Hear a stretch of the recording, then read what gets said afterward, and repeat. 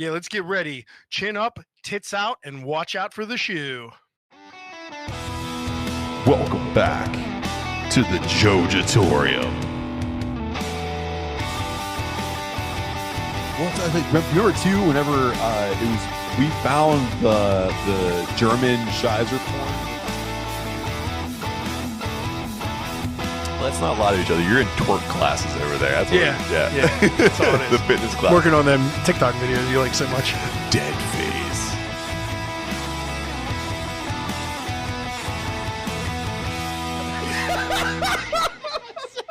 Got right in front of you.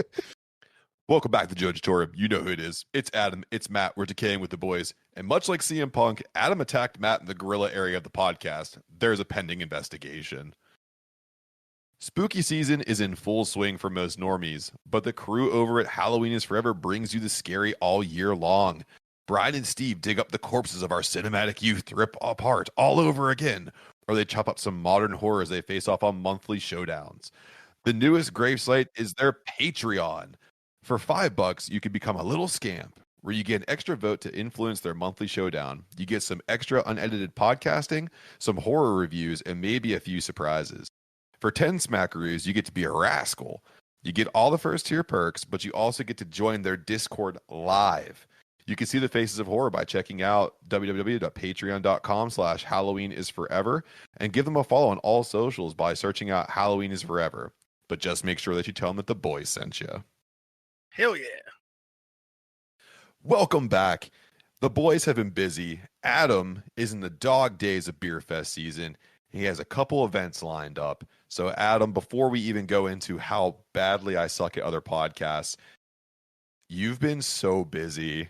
I just keep watching your Instagram, and it's just, I'm brewing. Are you tired? I'm friggin' exhausted, man. I would like to start off by saying, Patreon, huh? For Halloween is Forever? That sounds like a good idea. Maybe we should, too. I forgot to mention, too, on that. They watch the Fast and the Furious films, and they just torture each other, too. Yeah. I heard that on the episode, so everybody should go listen. We'll touch on that in a second. Yeah, I'm exhausted. Did a double brew day, back-to-back days over Labor Day weekend. Crush and brew, by the time you're listening to this, has passed, but I was a psychopath and brewed 3 beers for that. And we just keep on taking events up in October, so there ain't no stopping us now, baby. Looks like I'll be brewing my figurative tits off until November. Oh my gosh, dude. And then it's not my like literal tits. I'm getting more and more tits as I drink more beer. Well, that's the thing too. Like, you don't just brew up like a basic Becky bitch beer. You're going hard in the paint every time. Yeah, I mean, one of ours this past weekend was kind of basic. It's our cream ale. I revamped it a little bit. And you'll be seeing that at the Cooper's Lake Rhythm and Brews event at the end of September, and then again at Homebrew and Chill out in Greensburg. And then the other one was kind of an interesting West Coast IPA, kind of a little experiment that we're just going to have at the Cooper's Lake event and down here in the Jojitorium. Nice. Hey, real quick too, are you able to talk about the ancient beer you made? Yeah, so that, I mean, if you were at Crush and Brew, you had it. It is called Stone Mugs and Harmony, and it is a PA Swanky historic beer. It's to put it in modern terms, it's an English ale style, because that's kind of what came over with the colonists. So it's an English ale style, kind of a dark, not super dark, between a brown ale and a dark English mild style ale, that we then added anise to, because that was the bittering herb at the time, I guess, for lack of a better term. And then I did ferment it just in my cellar during the summer months without temperature control. So it fermented historically as well, because that was the only vessel I had available. Just like our forefathers would have wanted, God damn it. I mean, it wasn't a stainless steel fermenter, so I used some modern technology, but for the most part, it went without temperature control. And it's tasting pretty good. Back in the day, you would have been burnt at the stake for the witchcraft you performed. Oh, totally. Throwing our star anise in the beer, you motherfucker. And it's coming in at a nice light colonial 3.8%. So perfect. Which is what we were shooting for. Absolutely. Good. Great job there, man. I can't wait. Hopefully I can get my hands on some if it hasn't all been absolutely destroyed by the ravenous fans over in Ambridge. Yeah, I will. I'll try to save you a little bit for next week. God, you're a sweetheart. So, like you said, I was on Halloween is Forever, and I think I've had I drew the ire of Brian and Steve because the guest before me took their belt home and left them strapless. So they decided to absolutely run roughshod on me. If you haven't listened, the three of us tackled 80s slasher one-hit wonders, and because I stick to my bits, I brought in Shocker because I thought, hey, funny movie, I can tear it apart. It's Wes Craven's like acid fever dream when he tries to recreate Freddy Krueger as an electrocuted serial killer that can jump through TVs. And Brian and Steve hurt my feelings a lot. Yeah, they punked you out. I mean, rightfully so. That movie is just goofy shit. Well, that's why I picked it, because it's a silly goose time. I'm a silly goose time. But you're trying to win. You're supposed to try to win. I'm willing to lose most of you to gain some of you. So yeah, I think you probably made some fans. Although when you told me the topic 2 weeks back before you went on the show, I gave you my movie like right off the rip without even thinking about it. And I said Pieces, which Brian ended up covering. And he did a great job. I do like that movie. It may or may not have won. You're going to have to listen to find out. But that's a great movie. And Opera, which Steve picked, I've never watched before. I've seen it on Shudder on and off as an option, and just doesn't seem like my kind of material just based off the poster and the name. But after hearing his review of it, I went and checked it out this weekend, and it was great. So that's what Halloween is Forever is all about. I discover new movies through there all the time. Yeah, same here. They are the lords of Tubi, Shudder, and all the streaming services. They find little hidden gems all over the place, and if you go over and subscribe to them right now, you can get your hands on some horror gems just in time for what they call normie spooky season, because Brian and Steve start at the very end of July. Get them decorations out early. So, Adam, we are in round one. And my understanding is, even though we are in the throngs of beer season, we are in the onset of the fall season where my basic Becky bitch heart comes to life. So when we put all those things together, we come to round one beers. I want to know what you're bringing to the table. Yeah, so I had some stuff planned for this week, but we will now feature it next week. But I ran down and strategically picked out something from Insurrection Ale Works here in Heidelberg. And I got something. They named a beer after a friend of the podcast here. They have a new hazy IPA called Meet Me at the Creek, which is a Billy Strings song. Nice. And it's a double dry hopped hazy IPA brewed with two-row wheat, oats, and it's hopped with Simcoe Citra and Huel Melon, coming in at a nice 6.5%. So I'm going to crack that and pour it while you talk about yours. So I am in the opposite direction here. I went to a little brewery up by my way called Allusion, and I got myself a Das Backow, and that is a German-style Schwarzbier. And this bad boy is nice and light. It's only clocking in at 4.5% ABV, but it is chocked full of hints of roasted malt, coffee, and dark chocolate on a black lager base. So this bad boy is as close to a Czech dark lager as I can get without continuing to consume all of the collab between Cellar Works and Monday's Brewing. So while I crack mine and get it poured up, Adam, go ahead and tell everybody how yours is tasting. Yeah, it's tasting great. I mean, Insurrection definitely known for their hazies as far as beer goes. This one not disappointing. Tastes like a good throwback. Before thiolized yeast got into it, before all of the adjuncts were going in to make biotransformation more than it should be. This is good. It's bitter. It's tropical. The Huel melon's giving it great fruit flavors, and it's nice and pillowy body, just like you expect from a hazy. So I'm not disappointed at all. I might save you one for next week. We'll see. Please do, sir, because I am definitely going to have to bring you one of these because this Schwartz beer, this thing is exactly as it is identified on the can.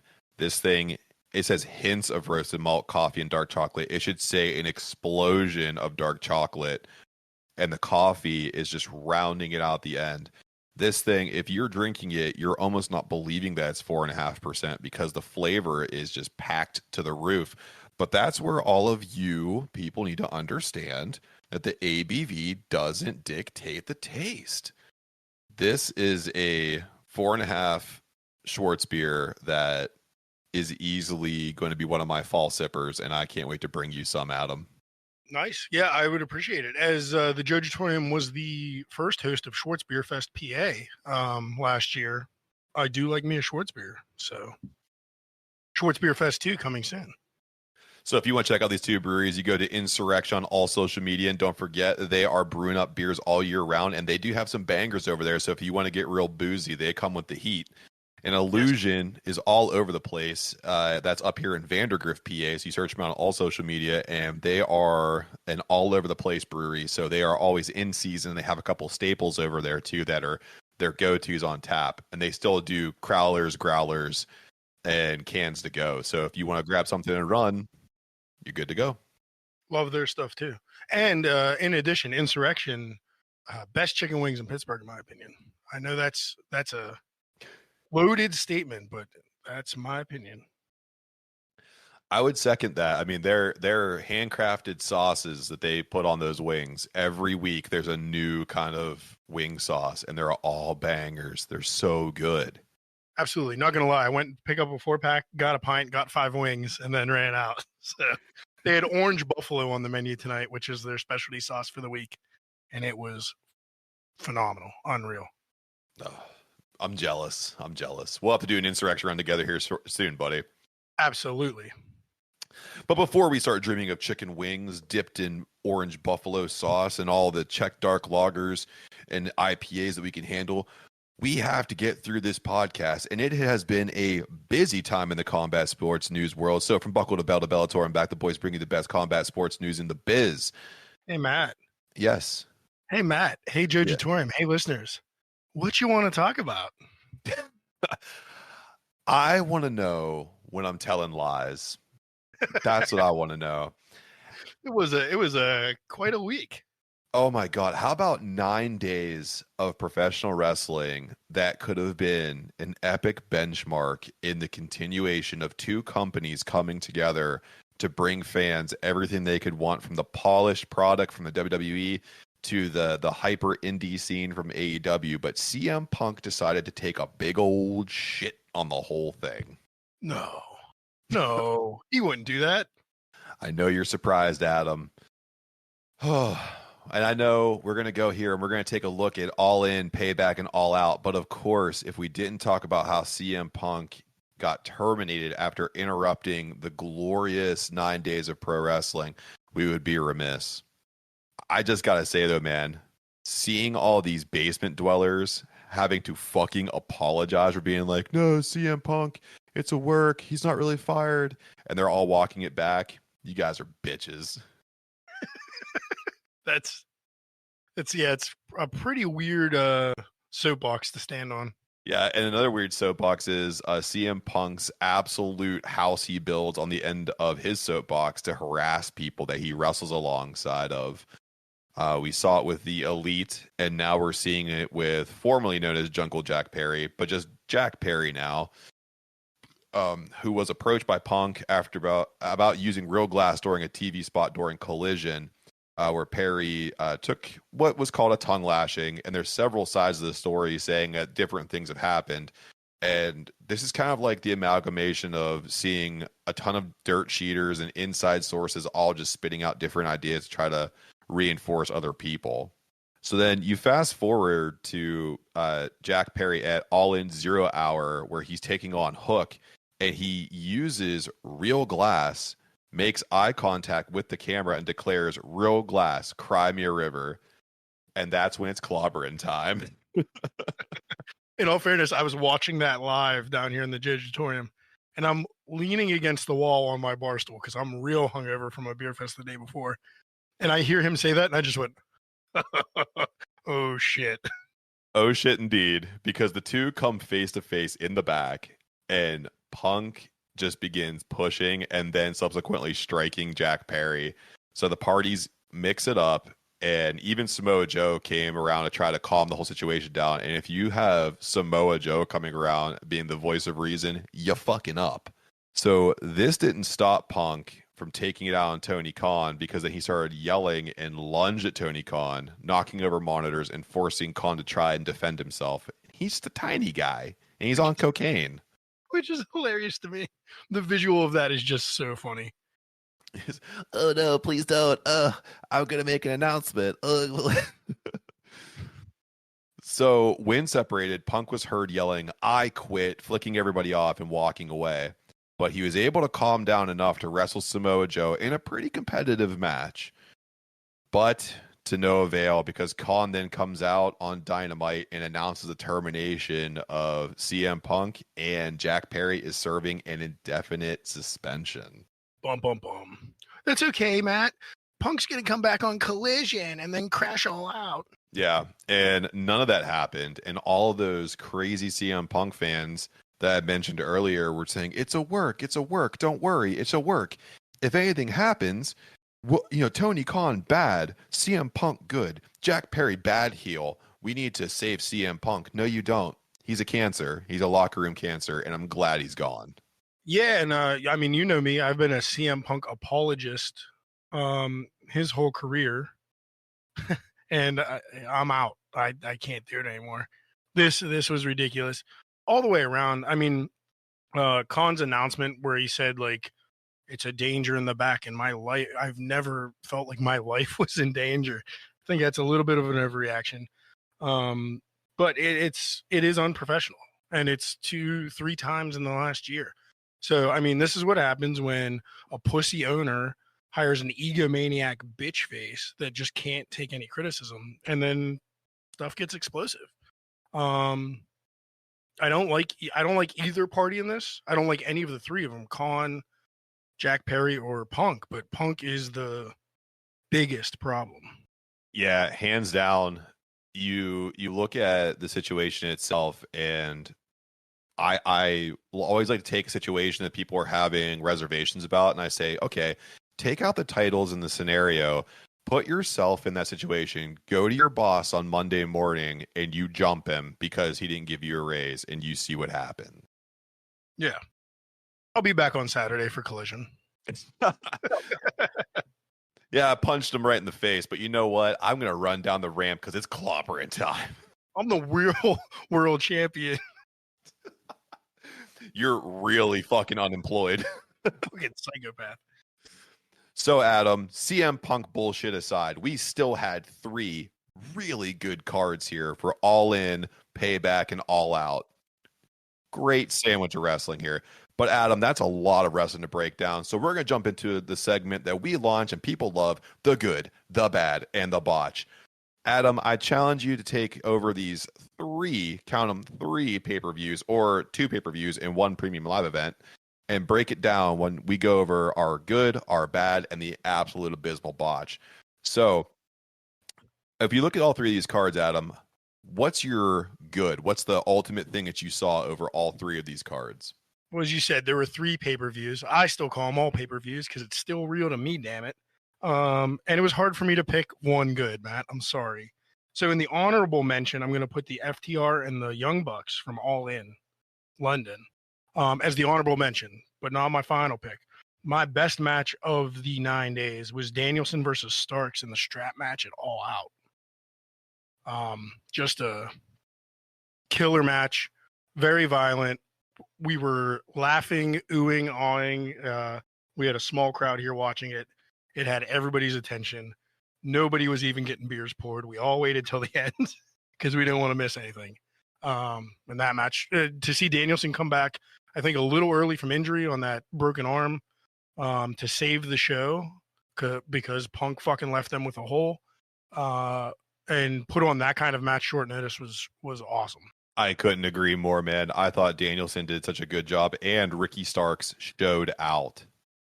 That is Stark's best match he's ever had in AEW. I don't know about his independent career, but that was unreal. That should propel him to the next level, even in a loss.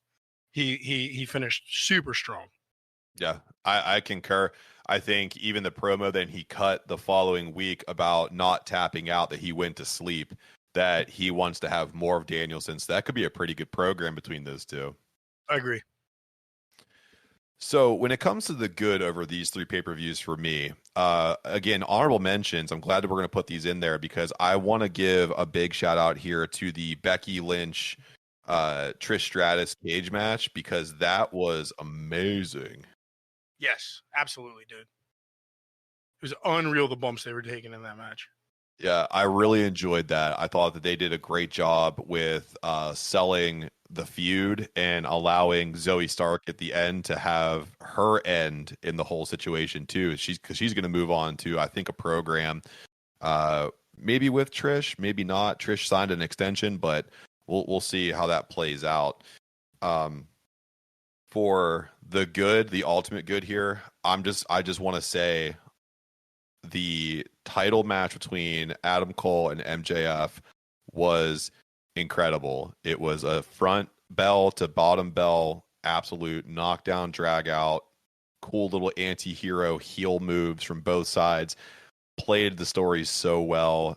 You almost forgot for a hot second that they're quote unquote best friends, especially those eye pokes that MJF is so well known for. I really, really loved that match. Cole fucked up his neck. Oh no, where's Roderick Strong? Bitching in the back. Yeah. So Adam, with the good, we also have to go into the bad. So what did you see on here that was bad? No honorable mentions for me in this one. There was a clear bad match in a sea of very decent stuff. It was the Stadium Stampede match from All In, which featured Eddie Kingston, Penta, the Best Friends Chuck and Trent, and Orange Cassidy versus the Blackpool Combat Club of Moxley, Claudio, and Wheeler Yuta, and Santana and Ortiz on the heel side. It was just sloppy. It was exposing the business. It looked fake. A ton of it looked fake. It was just an overbooked mess. A bunch of spots were missed, botched, because there was just too much going on. And it was just dumb. They did a fake injury angle on Penta so he could come back as like Undertaker Penta, and it just was it was hard to watch. I just, every time I looked up at the TV and watched a spot, my eyes rolled and I was sick of it. I'm super sick of Moxley at this point. I guess that honorable mention would be him winning that international title, but the match was great. Just the result was bullshit. But yeah, that was my bad match for almost every reason. I didn't see a positive in having it even occur. It was supposed to be a 6-on-6.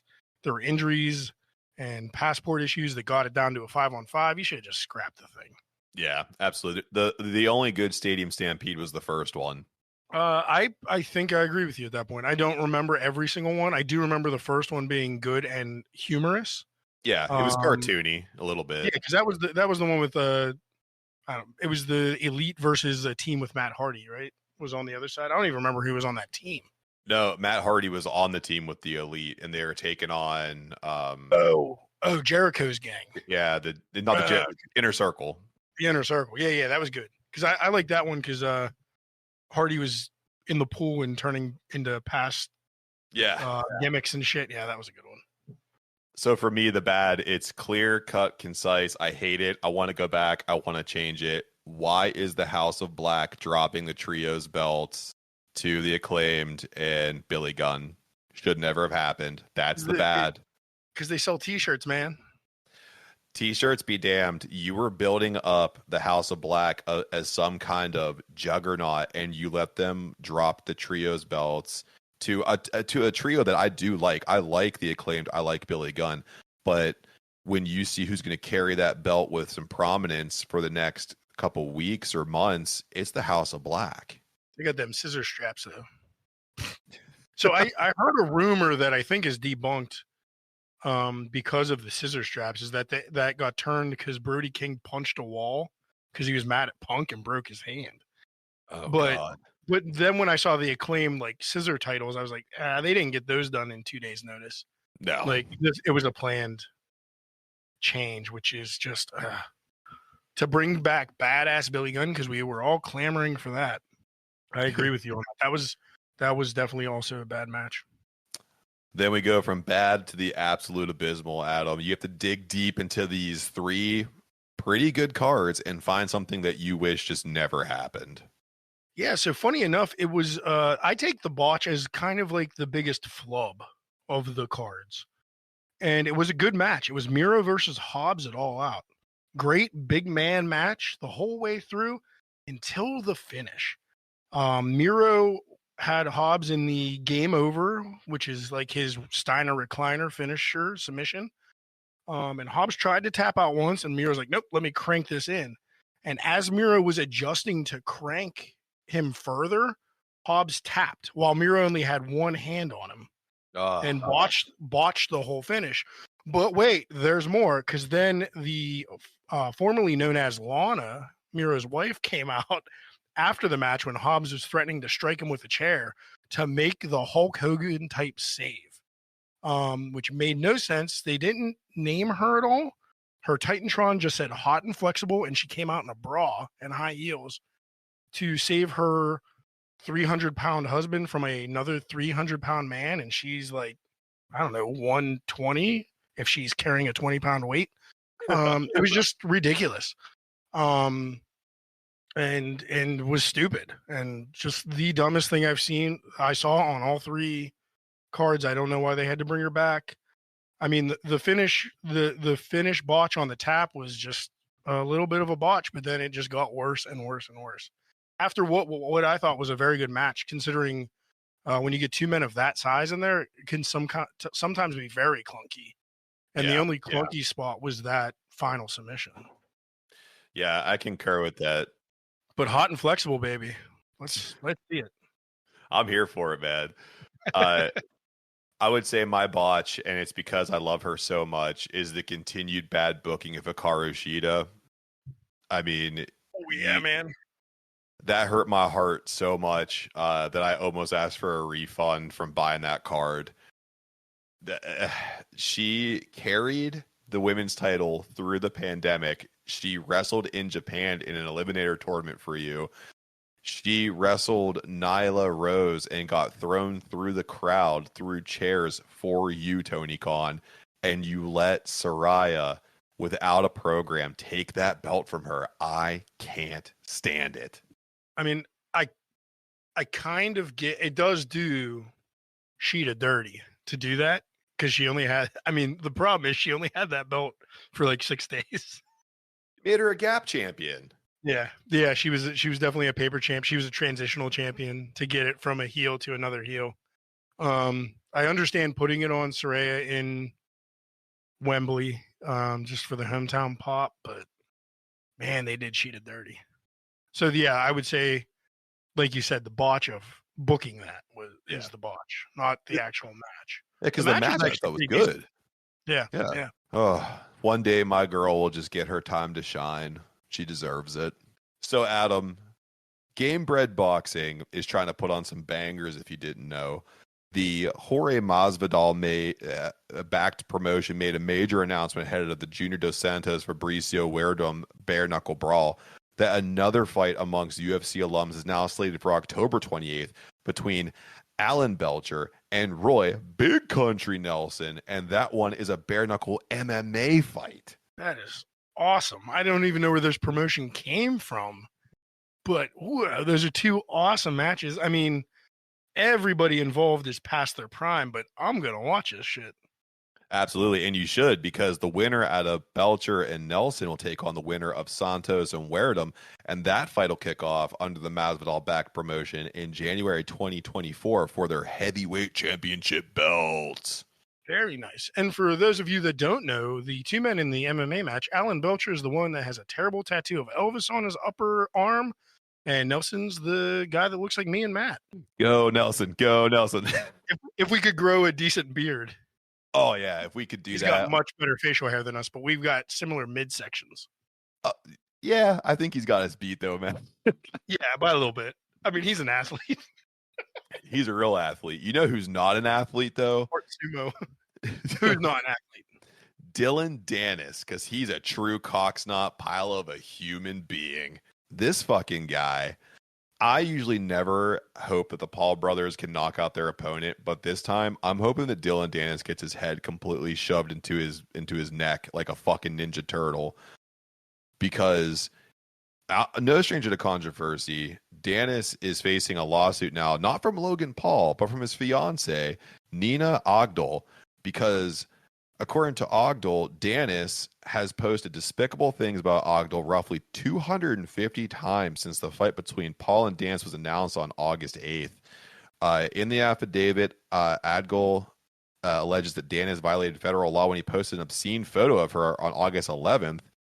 And then he also did it again when it looks like he was able to hack into her Snapchat account or has someone else do it, because he was able to post, I believe it's a video of her from like 10 years ago when she was in a relationship. Yep. And it gets explicit. Very much so. So because of that, Ogdal is seeking $150,000 per violation, and she's filing a PFA. And as of 12 hours ago, it was granted. There you go, Dennis, you piece of shit. Yeah, I'm on the Google machine now because, in all honesty, I didn't know who she was, so I Googled her. But her PFA was granted 12 hours ago, according to the Daily Mail. Good. I'm glad that it was, and I hope Dennis understands that if he violates that thing, he's screwed. But you know what? I kind of hope he fucks up. He's a piece of shit from the beginning. He's the one that like started that after the Bell fight between after the McGregor and Khabib fight. Yeah, thank you. I had Diaz on the brain and I knew it wasn't Diaz. But yeah, so Dennis was the big catalyst in that too. So he's a piece of shit. Speaking of former UFC fighters, Adam, we're going into a segment we always go into before we go into a break for some ads from our friends. Oh yeah, going over a jobbing, baby, because we already tried to tell you punks that Rousey just ain't coming back for UFC 300, but of course, you filthy dirt cheaters still think that the baddest woman on the planet is coming back. I don't understand why. You're wrong. So wrong that Bleacher Report had a little bit of fun here, and they actually picked 4 fighters she could potentially square off against. Even though that we think it's jobbing that she's coming back to UFC 300, let's look over these 4 fighters, Adam, and let's see if we think if she were to come back, would these fighters step into the ring with her? Cool. The first one we got here is Juliana Penne.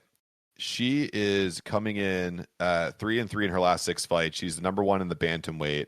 But even though she's number 1, people only believe she's number 1 because she had a victory over Amanda Nunes, who then stepped back in, smashed Juliana, and retired and vacated the bantam belt. Do you think that Juliana would step into the ring with Ronda Rousey? I think Juliana Pena would step into the ring with her, and this might be one of the few people I would like to see Ronda beat the shit out of. Because she's super disrespected Nunes on her way out.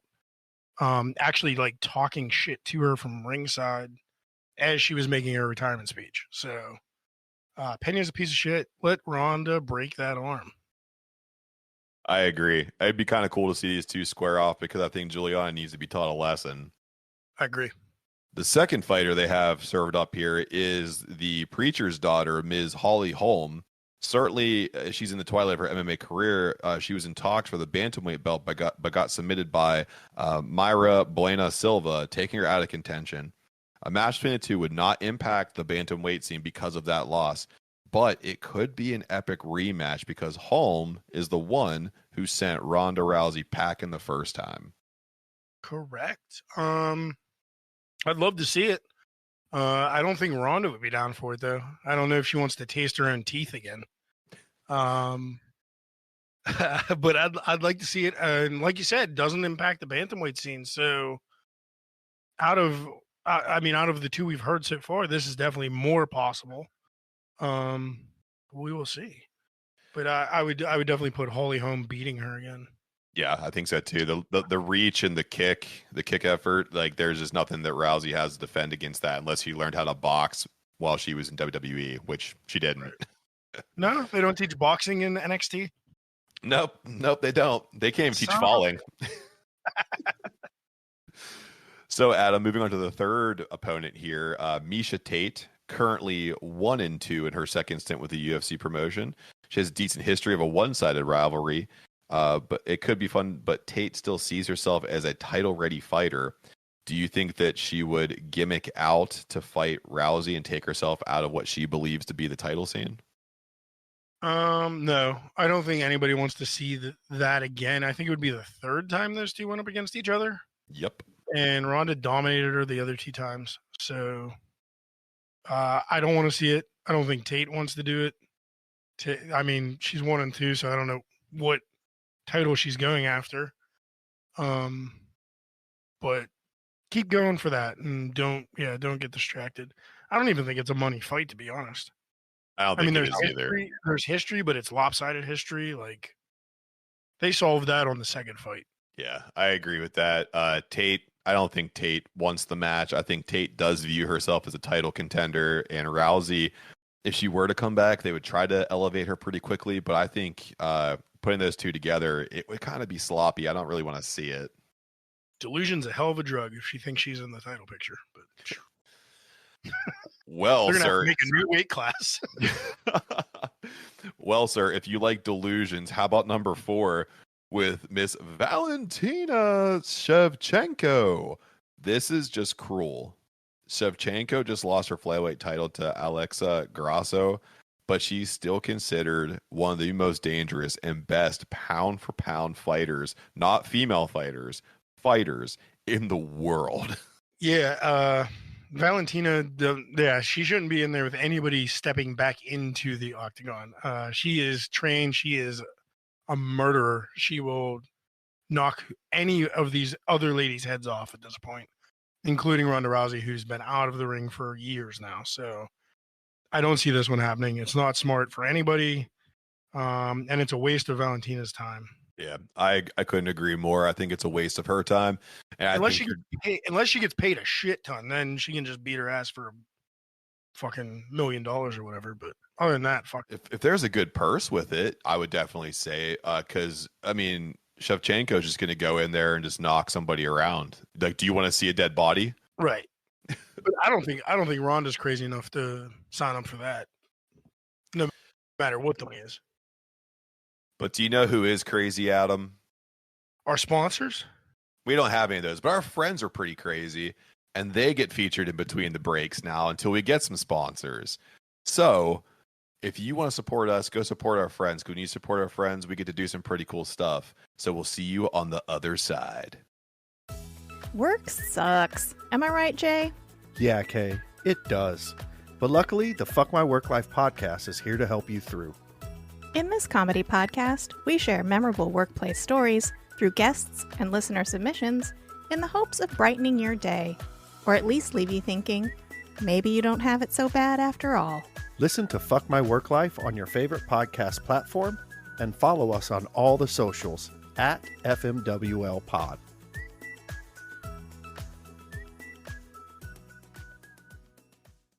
Welcome back. Hopefully you heard something from our friends that you like, because again, when you support our friends and you support us, and when you support us, we get to do some pretty cool stuff, like jumping into round 2 beers. The thing I like about doing round 2 beers when we're not next to each other is we get to double down on how many beers we have. So much like the first round, Adam, why don't you go ahead and introduce yours first, and then I'll go second. I sure will. So even though you're not here, I got something from Sarver here in my basement. And it is Cellar Works Cocoa Bean Sweet Stout. It's their sweet stout coming in at a nice 5%. And they brewed it and fermented it on vanilla and cocoa nibs.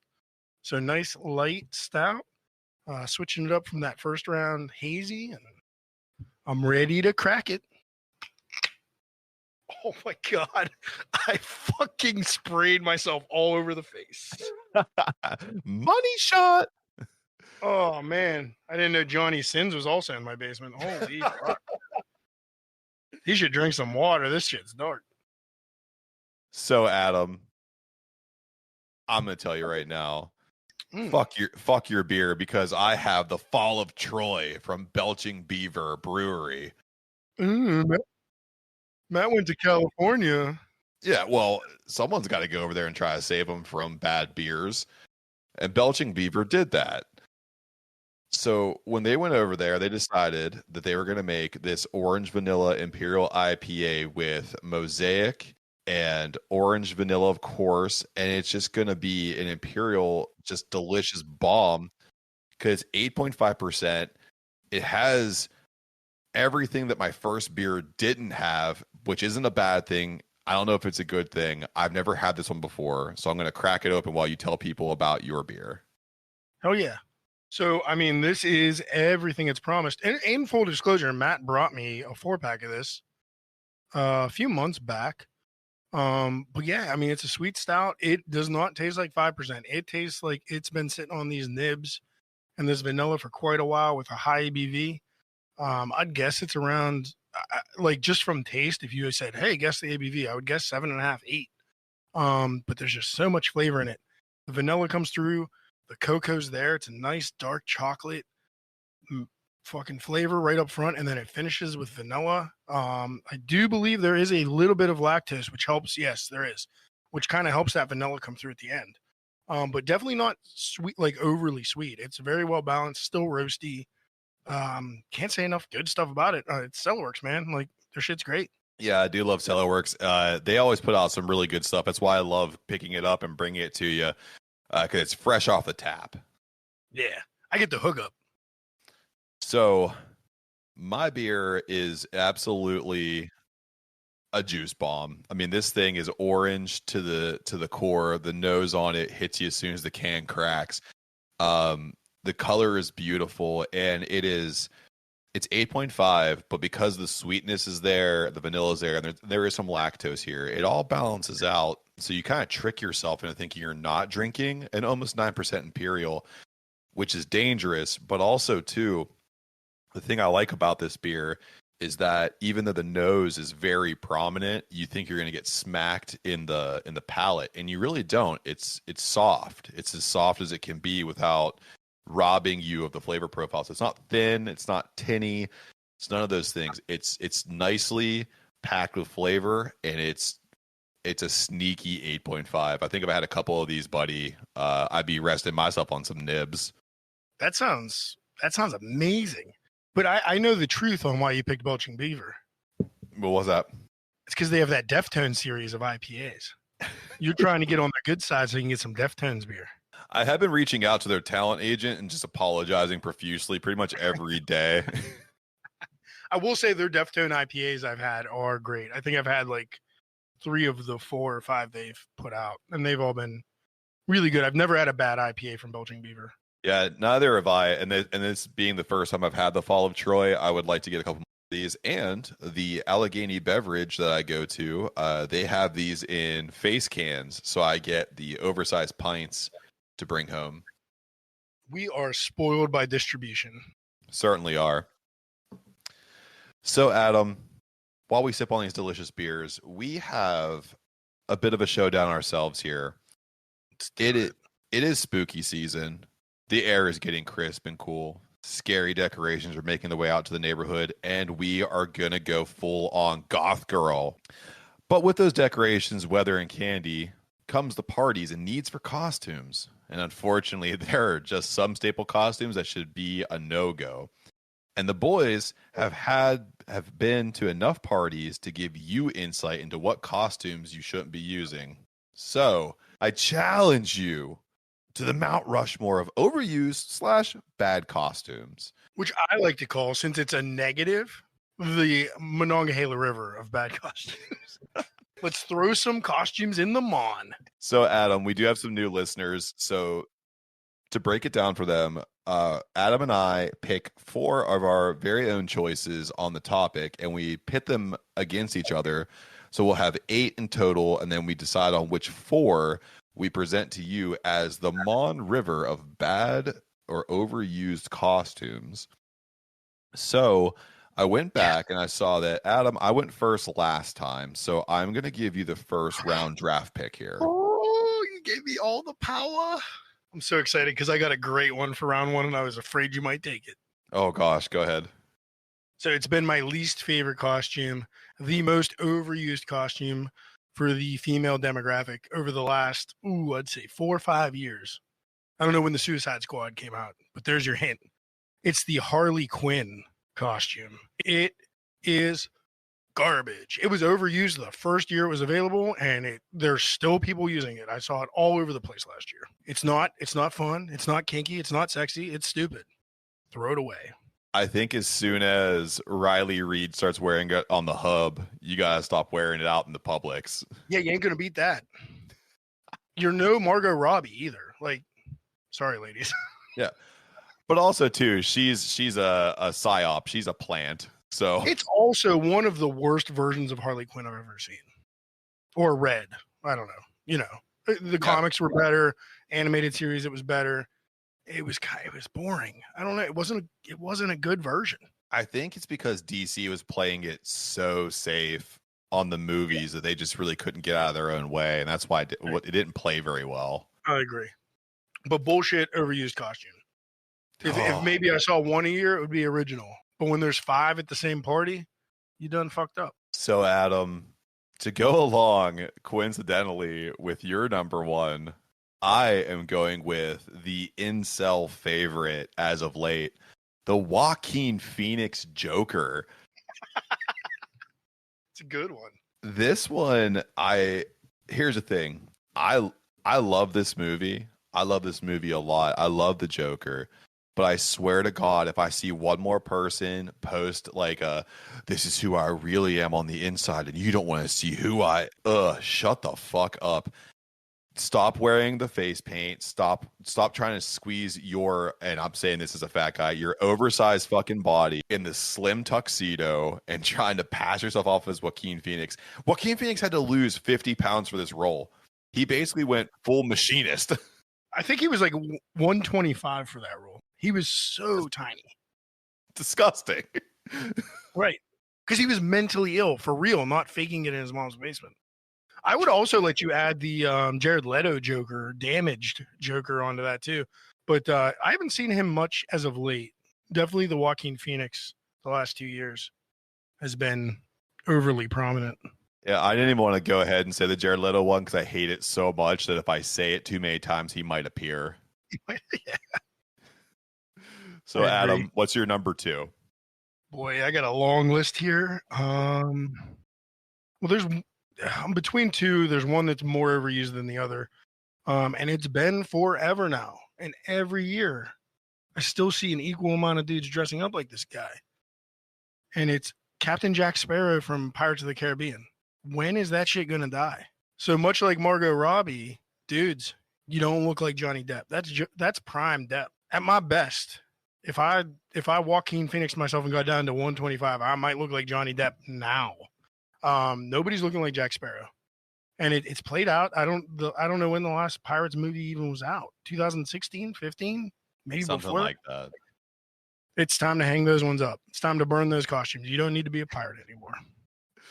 I think what's funny about it too is that I heard a guy talking about the same situation, like, oh yeah, Jack Sparrow, like that character would still be cool if he would have, it wouldn't have been cool if he would have lost that lawsuit against Amber Heard. I'm like, that's your linchpin argument?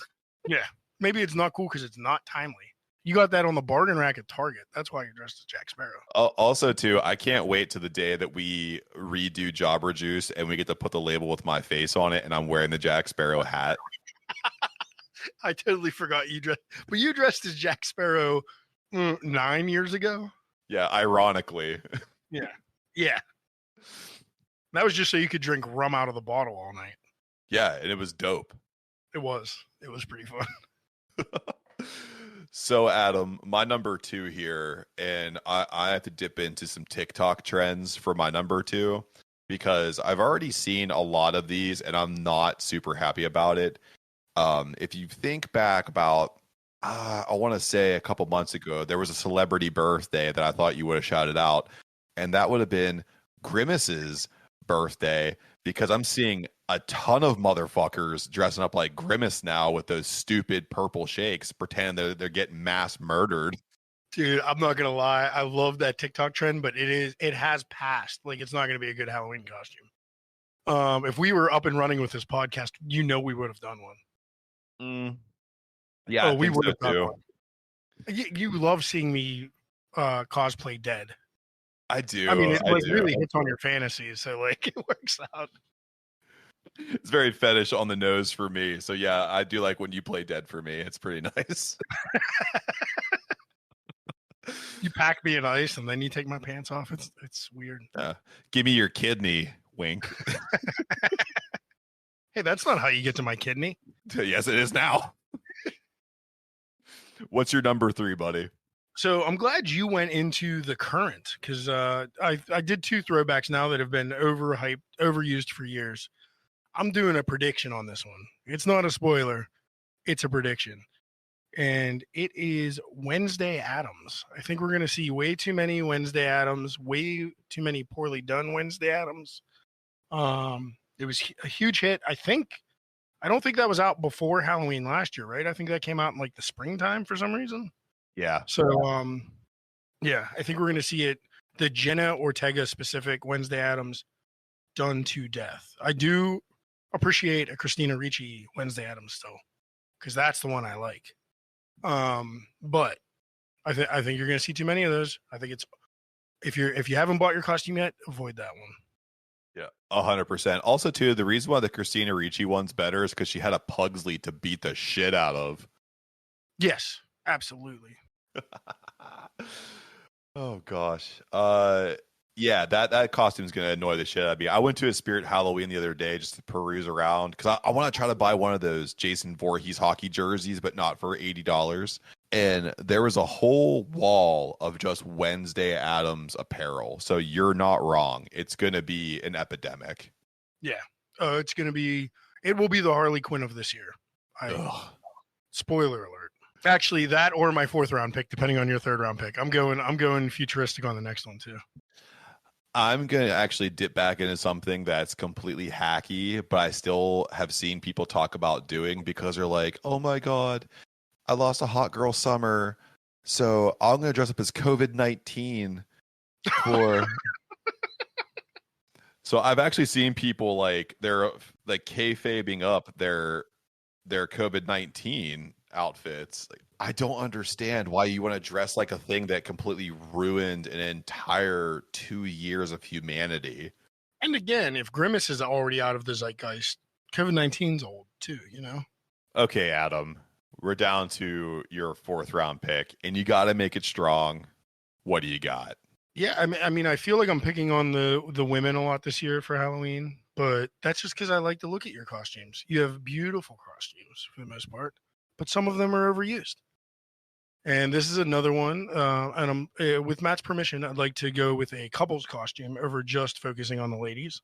That is already overused without even seeing a single one. I will say Barbie and Ken is going to be an overused Halloween costume. Oh, Jesus Christ, you're so right. Yeah. Yeah, it's not going to be good. And again, Margot Robbie did that. She made my list twice. Just don't be Margot Robbie. It is very popular, but everybody thinks it's popular, and everybody's going to dress up like it. So pack that pink Corvette in the garage, get your Malibu house on the market, and fucking dress up like a sexy Dracula or something. Yeah, I can already know too that everyone's going to dress like Barbie because everyone dressed up for the movie. So there's all just a bunch of like old duck skirts and pink shirts laying around that they're going to just throw on for Halloween. You know what I would like to see? How about everybody, men and women? Let's get some sexy Oppenheimers out there, huh? Oh. Nuclear science is sexy this year. 2023, global warming. Let's melt it down. How did you guess my number 4? Is that really your number 4? My number 4 is Oppenheimer because all of these. Sexy. How about sexy Oppenheimer? Like some crotchless pants. Oh, absolutely. You're gonna make it work for either side, but all I could hear about is how everyone did Barbenheimer. So they would go watch Barbie, then they'd go watch Oppenheimer, and they'd be like, Oppenheimer was so boring. Yeah, because you basically licked a fucking outlet by watching Barbie, and then you went into a TED Talk with Oppenheimer. What the fuck did you expect? I'm sure it's a great movie. I haven't seen either movie yet, admittedly, but Oppenheimer's on my list. I worked in that field for a little bit, so I'm super interested. It's a cool movie. I think you're really going to like it. I thought it was fantastic, and it really does kind of hold close to the history of how the atomic bomb was crafted and then deployed.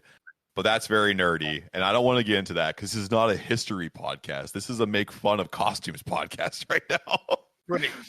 Before we get into our Mon River, I do have some funny honorable mentions. If you don't mind. Yeah. One was a self-attack on you, but I do agree. Men, stop dressing as Ghostface from Scream. Oh, you fucker. As well, men and women. I've seen both. The inflatable T-Rex costume, that's out. And specifically for Pittsburgh this year, another spoiler, do not dress up as the white romper girl from the Morgan Whalen porter potty incident. Everybody's doing it. Don't do it. If you go to a party dressed as that, you're going to be fucking high-fiving 5 people dressed just like you. So, boom, those are my honorable mentions. I think my honorable mentions beat your list. It's close. I do have one honorable mention. If you allow me to do it, I have one. So every person who's like, I don't participate in anything, they all had the same fucking shirt. It was that dumb shirt that says, this is my costume. Stop doing that. Yeah, don't do that. Just don't wear a costume. Yeah, just show up in your regular shit. You'll look like like a troll if you just wear your regular clothes to the party, you asshole. Agree. Totally agree. So, Adam, we do have two, I believe, incredible lists of costumes here. We have to come down to the final 4 here. So I'm going to let you go ahead and pitch. And if you say just all of yours, I don't know if I'm going to be able to agree with that. I do say all of mine, but I will definitely say you got to put Harley Quinn on that list. Harley Quinn is number 1. Here's my pitch to you. Harley Quinn and the Joker, put them together, make it a couple's costume, and that's number 1. I'm fine with that. Thank you. I'm sick of seeing both of those. And I'm saying every iteration of the Joker I'm sick of seeing too. Joaquin Phoenix, definitely the most recently overused one, but no Jokers. I don't care if it's even the good Joker. Like, I don't care. I don't care if it's Nicholson Joker. I don't want to fucking see it anymore. So then from there, I think you have a strong argument for Wednesday Addams for number 2. I agree. I told you I put some work in this week. Yeah, you caught me slipping. Yeah, I did. You were on the ropes. I knocked you out. I didn't give you the 10 count. I just elbowed you in the nose, brother. Just killed me. Give me that other one. Give me Barbie and Ken, you motherfucker. Absolutely not. Now I'm just talking shit. I believe that we should go with COVID-19 for number 3 because some motherfuckers are going to wear that. I don't agree with you. If I'm picking one off your list, I'm picking Grimace. I'll go with Grimace. Yeah, I think Grimace. I don't think you're going to see that much COVID-19 this year. I think it was outdated last year. If you do see it this year, it's a shame. But I think Grimace is going to actually happen still. So because you agreed with me, I'll give you full bore to pick number 4, all on your own, no arguments. I'm breaking all the fucking rules. Into the Mon River, Pittsburgh specific, Rhonda Rousey from the Whalen Morgan, whatever, porter potty brawl. Rhonda Rousey goes number 4. We have to make Rhonda Rousey t-shirts now. That's fine with me. So for the Mount Rushmore of bad and overused costumes, we have Harley Quinn and Joker, all iterations. Wednesday Addams, the Grimace costume, and the Romper Rousey. If you're wearing any of these things this Halloween season, you'd go fuck yourself. For the first time ever, an honorable mention makes the final Mon River. Look at that. So good. I'm glad it's there. Hell yeah, dude. So, Adam, we are moving into your absolute favorite segment of this podcast. Is it questions from the internet? It is questions from the internet. I'm so fucking excited. Are you hard? I can see that you're hard from all the way over here. I mean, I've had 4 beers tonight, so it's as hard as it gets. Pushing rope, you know. But at least you can push. Number one, you get to take over a drive-in movie theater for one night. Adam, what double feature are you putting up for the attendees? Much like an overused costume, I feel like I'm going to be really cliche with my double feature here. First up, because like when I went as a kid anyway, there was like usually one movie at the beginning on a double feature for the family, and then there was like an adult movie, because the kids would fall asleep in the car by the second movie for the adults. So I'm going to be pretty cliche, and for the first movie is the first movie I saw at a drive-in, and that's Jurassic Park, the original Jurassic Park. Jeff Goldblum in all his glory, whatever. And then the second one is just a movie I've always wanted to see at a drive-in. It was Born Too Late, as the Clerks would say, lame-ass band. And it's Texas Chainsaw Massacre, the original. I don't think there is a better drive-in movie than that, and I've never gotten to see it, so I would put that up. I really liked both those movies. Boom. Especially Jurassic Park opening. That's the way to go, man, because that's like just adult enough where you can have all the fun with the kids, get yourself ready for the second one. Coincidentally enough, when I was young, that was the adult feature too. I believe the opening one was the terrible live action Flintstones movie. Oh yeah. And then Jurassic Park, and I was so excited for the dinosaurs, and then I fell asleep like a half an hour in and had to watch it like on VHS a month later. Not bad though, man. I think your picks are solid. I like how you set that up. I mean, I'm being competitive the whole way through. I'm going to try to beat you at questions from the internet too. So I didn't know it was a competition. So if I had to pick two movies, I like to start it off with something that's just over the line of scary enough to kind of get the kids on edge a little bit. So I'm going to go with the original Ghostbusters, the very first one for the first movie. Very nice. And then when the little whippersnappers fall asleep and it's just time for all the adults to have fun, drink a few more beers and crack some jokes, I'm going to go with Critters. Oh, that makes sense. Yeah, that's a good one. So you get two spooky movies, but the second one is like a nice sloppy B movie full of gore and fun, and there's boobs and action and bounty hunters and little rats that can shoot fucking spikes out of their back. I love it. It's a great movie. I have all of them on DVD. I love those movies. Those are great picks. So Adam, number 2 here. What are your thoughts on the band Kiss? Are they good? They bad? They classic? Are they timeless? Or are they sellouts? I guess they are classic. I guess they're, a part of Americana, but I think they fucking suck. And they're sellouts. Yeah, I have to concur with that. I think that they're absolute sellouts, especially when they put the disco album out. I was like, you're only going to do this to make sure you make money, and that's it. And it's also the thing of, and I'm not going to, I guess I can't say for every band, because I'm sure there's bands I listen to that have replaced original members or like kicked out. But like theirs was so bad and so negative and so toxic when they kicked out their original drummer and guitar player. I don't remember the specifics now. And then just continued to tour because like those guys just couldn't do it. So they're like, you're out. We need to make more money. We don't have enough money. And I feel that same way now about bands that like replace a dead member and then just go on tour to fucking cash in. Like Pantera. I love Pantera. I won't go watch them live anymore. That's bullshit. What about Static X? Same thing. Yeah. Same thing. It's fucking bullshit. And there's other bands that are doing it. Just leave the memories alone, WWE taught us. Leave the memories alone. and go ahead if you want to start a new band and get a lead.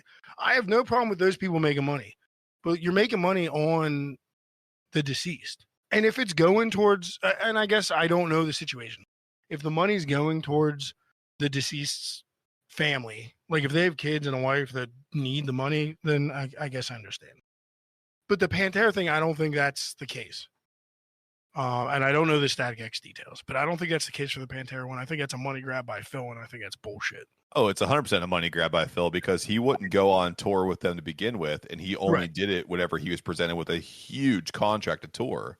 Right, and I digress because I know we're supposed to be talking about Kiss, but Kiss did the same thing. Like, they had more money than they could fucking burn in their lifetime, and they still fucking did it. So that wasn't the case for them either. Nobody died. Everybody was fine. They just didn't like the guy with the cat paint and the fucking Ace Frehley because he was high all the time. So they fucking got rid of him. What I like most about that too is they're like you with the cat face paint. We don't like that, so you're fucking out. But you, when you come in, you also put on the cat face paint because you're our new pussy bitch. Now get in here. We need to call somebody a pussy on a regular basis. It's gonna be you, drummer fuck. You know. And in all honesty, though, Ace Frehley, I do like. I've heard interviews with him, like while he was with Kiss and after. Like, he's just he's a true space cadet, dude. He is fucking funny. Yeah, he's a good dude. He's a hell of a guitar player too. I mean, he really will. Yeah. Oh hell yeah. So, Adam, last but not least here, do you have a current favorite internet personality that you follow? Man, I can't pick just one, to be honest. So my big. I'm old. I'm closing in on 40. So my big thing for internet personalities is YouTube channels. And I have 3 that I'm going to get through real quick. I promise, man. One is Red Letter Media. They like comically review good and bad movies. So that's my place to go for movie, like general movie stuff. Then there's a guy. It's Andy the Maniacal Cinephile. He's his channel is called Stitch Together Pictures, and he tackles horror movies in just very comical ways. And then on the flip side of our podcast, that covers combat sports. My favorite combat sports one is MMA On Point. They do super detailed informational MMA videos, like countdown videos, rankings in like about 12 minutes. And it's amazing. And the production on it's great. The editing on it's great. The music's great. So those are my 3. Everybody should give all of those a follow. Yeah, I would say I also kind of hang around the old Instagram reels, and I hang around the YouTubes. And I would say right now a good internet personality, it's also a team as well. It's Wrestle Talk. I really enjoy. They have daily videos that are just comedic enough to help you take in all the CM Punk news, but you take it with like the grain of salt they deliver it with. It's so good. I also can't say enough about Nick Nocturnal, because he'll say like, this is how you Lamb of God in 30 seconds. This is how you Pantera in 30 seconds. Like, it's just a fantastic Instagram page. And he'll interview like up and coming artists. Like, he had the lead singer of Spite on there the other day, and they were just ripping on viral videos. It was really cool. Oh, nice. So, Adam, you know what other internet personality I like? The Paul Brothers. I like you. I like you on your socials. I don't think I'm an internet personality. Oh, shucks. You are. But if you want to be a bigger internet personality, how about you tell everyone who's listening what's on tap and where can you find us? I don't know where I'll be. I know exactly where I'll be. Fucking hell. September. We all just got through Crush and Brew in Ambridge. Thank you guys for coming out. I do not know what's on tap for the rest of these, but whatever is left from Crush and Brew will be on tap down here in the Jojitorium come Tuesday. So come get it. Then you can catch us September 23rd at Home Brews and Blues at the Coopers Lake Campground up there just outside of Slippery Rock, PA. October 22nd, we will be at Home Brew and Chill at the All Saints Brewing Company out in Greensburg. And then October 28th, Brewing for a Cause at the Energy Innovation Center in Pittsburgh. And, just stay tuned to this podcast. There probably is 1 or 2 more coming in October that I am just finalizing now. So it's going to be a busy October. You might be able to catch us almost every weekend in October at this point. And if you want to know those dates in perpetuity at the reach of your fingertips, all you have to do is follow Adam at @bash_brew on all social media. That's Facebook, Instagram, and X. If you want to go with the boys down here in the Jojitorium, we are at DWTB on all social media. That's Facebook, Instagram, and Twitter. We're also on Threads, X. TikTok, YouTube, and I'm trying to work on some other stuff too, but who knows when the hell that's going to happen. I appreciate every single listen, every single person who tunes in. So thank you very much. So from our respective houses, bringing you this podcast, until next time, cheers. Hot and flexible.